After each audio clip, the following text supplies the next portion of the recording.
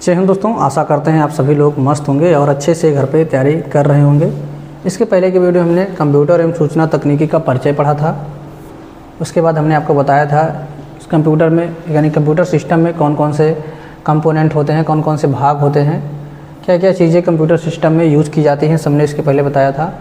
फिर यहाँ पे कंप्यूटर की संरचना के बारे में हमने बताया था। फिर CPU क्या होता है, CPU कितने भाग होते हैं, इसको भी हमने इसके पहले डिस्कस कर लिया है। ठीक है, अब हम यहाँ पे देखने जा रहे हैं कंप्यूटर के प्रकार। तो ये पूरा टॉपिक हमारा कंप्यूटर के प्रकार के बारे में होगा, कौन कौन से तरह के कंप्यूटर हम लोग यूज़ करते हैं अपने डेली लाइफ में। तो चलिए शुरू करते हैं। यहाँ पे देखिए, सबसे पहले हम देख लेते हैं कंप्यूटर के प्रकार। तो टाइप्स ऑफ कंप्यूटर, देखिए कंप्यूटर को 3 भागों में बांटा गया है। Based on size, based on mechanism और बेस्ड ऑन पर्पज। ठीक, साइज के आधार पर, आकार के आधार पर कंप्यूटर को 4 भागों में बांटा गया है। Super computer, main frame computer, mini computer और माइक्रो कंप्यूटर। ठीक, जिसमें नीचे से ऊपर के क्रम में, ये घटते से बढ़ते क्रम में सबसे छोटा माइक्रो कंप्यूटर होता है, फिर mini computer, main frame computer और सुपर कंप्यूटर सबसे बड़ा होता है।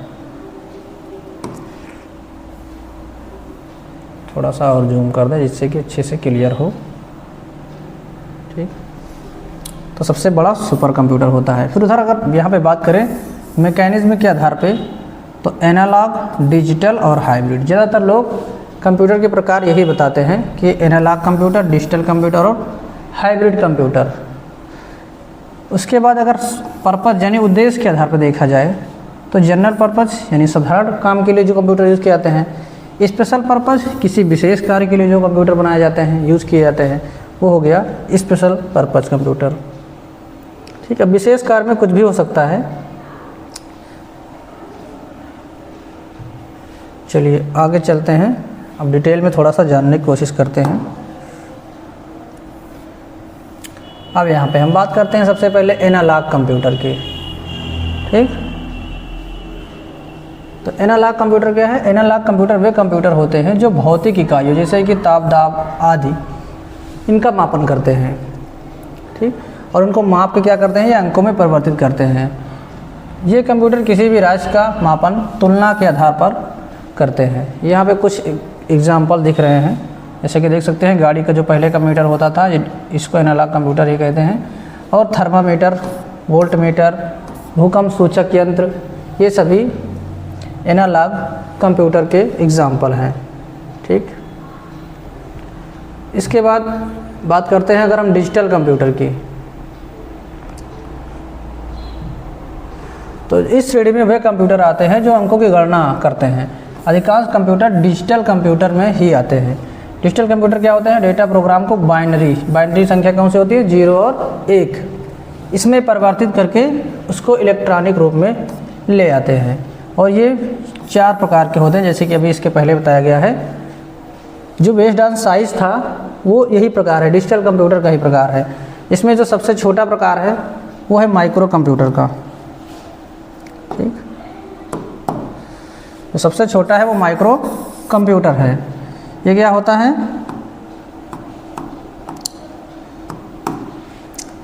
तो प्रोसेसर इज़ वेरी स्मॉल, इसका इस प्रोसेसर स्मॉल होता है, इस वजह से यह कंप्यूटर जो है छोटा होता है, इसलिए इसे माइक्रो प्रोसेसर, इसका जो प्रोसेसर स्मॉल होता है इसलिए इस प्रोसेसर को माइक्रो प्रोसेसर कहते हैं। और इस डिवाइस को क्या बोला जाता है? Micro computer. ठीक, और ये कैसी डिवाइस है? सिंगल यूजर डिवाइस है, यानी इसे एक बार में एक ही आदमी यूज कर सकता है, एक से अधिक आदमी इसको यूज नहीं कर सकते हैं। For example desktop, laptop, palmtop, notebook, PDA आदि। ठीक, यहाँ पे देख सकते हैं स्मार्टफोन भी इसी कैटेगरी में आते हैं। नोटबुक हो गया, लैपटॉप हो गया, इसमें एक आदमी एक बार में इसे यूज कर सकता है, 2 आदमी से नहीं चला सकते हैं। चलिए चलते हैं ऊपर। अब दूसरा नंबर आता है मिनी कंप्यूटर का। ठीक, इसका क्या है? Processor of mini computer is small but larger than the micro processor, यानी माइक्रो प्रोसेसर से इसका जो प्रोसेसर है वो बड़ा होता है। Mini computer is multi user device. Multi user device इसका मतलब क्या होता है कि एक बार में एक से अधिक आदमी इसे यूज कर सकते हैं, इसलिए इसे मल्टी यूजर बोला जाता है। ठीक। Generally design for use in company for commercial use, यानी कंपनी में कमर्शियल यूज़ के लिए इसे बनाया जाता है। जैसे कि ये कंप्यूटर आप देख सकते हैं काफ़ी बड़े बड़े हैं, इसे काफ़ी लोग जो है इसमें एक साथ काम कर सकते हैं, इसीलिए इसे मल्टी यूजर डिवाइस बोला जाता है। ठीक, अब चलते हैं next.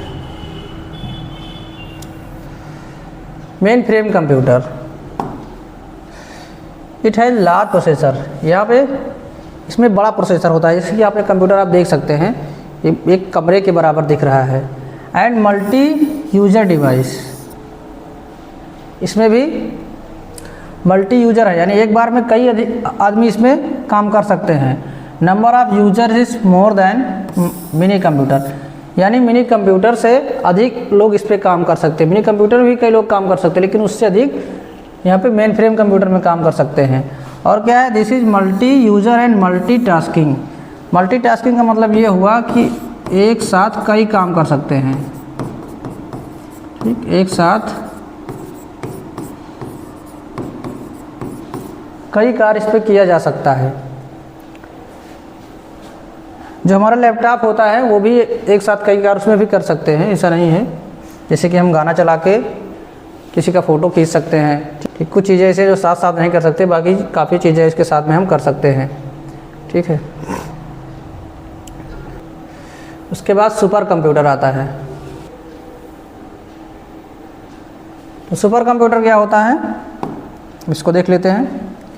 The processor is biggest than the other computer, यानी इस कंप्यूटर का जो प्रोसेसर है वो सभी कंप्यूटरों की तुलना में बड़ा होता है। And processing capacity is highest than the other device, और अन्य सभी डिवाइस की अपेक्षा, अन्य सभी जो भी कंप्यूटर हमने अभी देखे हैं उनकी अपेक्षा इसका जो प्रोसेसर की स्पीड है वो बहुत ज़्यादा है।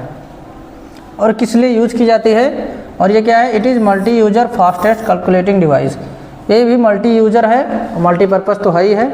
Generally use in nuclear science, नवकी विज्ञान में कैलकुलेटिंग पर्पज़ के लिए इसे यूज किया जाता है, गणना करने के लिए। ठीक, अगर बात करें यहाँ पे क्रे-1 की, आपने नाम सुना होगा, इससे क्वेश्चन बनता है। Cray is the first super computer, ये दुनिया का, अगर पूछा जाए दुनिया का पहला सुपर कंप्यूटर, ठीक, तो क्रे-1 है दुनिया का पहला सुपर कंप्यूटर। और अगर भारत की बात की जाए तो भारत में है परम 10,000। ठीक, चलिए आगे चलते हैं। हाइब्रिड कंप्यूटर, तो अभी हमने यहाँ पे डिजिटल वाला देखा। हाइब्रिड कंप्यूटर क्या होता है, जिसमें डिजिटल और एनालॉग दोनों के गुण हो। हाइब्रिड कंप्यूटर में एनालॉग तथा डिजिटल कंप्यूटर के मिश्रण से बने होते हैं और इसमें दोनों के गुण पाए जाते हैं। ठीक, न्यू व्हीकल स्पीडोमीटर, जो आजकल की गाड़ी आ रही हैं उसमें दोनों स्पीडोमीटर जो लगा हुआ है, यानी रेस नापने के लिए, उसमें एनालॉग डिजिटल दोनों है। ईसीजी मशीन, डायलिसिस मशीन, मैं आपको दिखाता हूँ। यहाँ पे हमने एक मशीन लगाई हुई है, देख सकते हैं, ईसीजी मशीन है। ये भी हाइब्रिड है।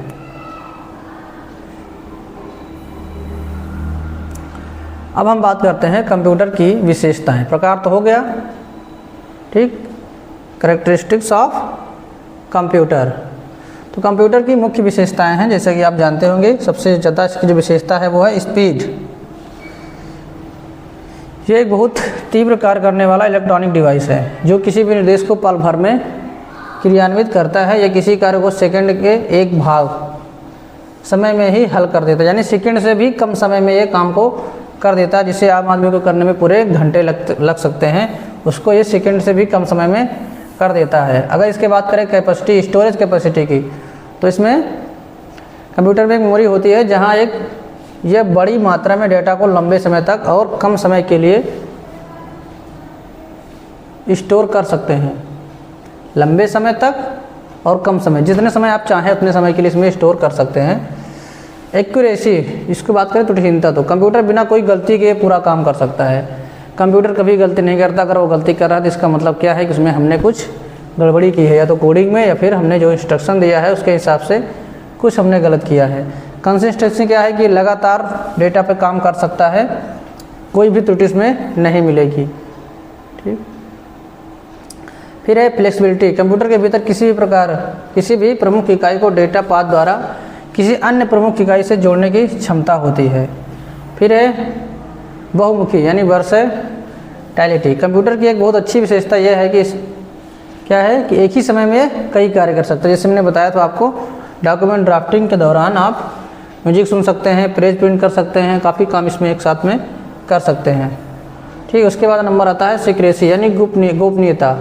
पासवर्ड के उपयोग के द्वारा आप कंप्यूटर के कार्य को गोपनीय भी बना सकते हैं। आप चाहे तो अपने डॉक्यूमेंट में पासवर्ड लगा सकते हैं, कोई दूसरा व्यक्ति उसे ओपन ना कर पाए।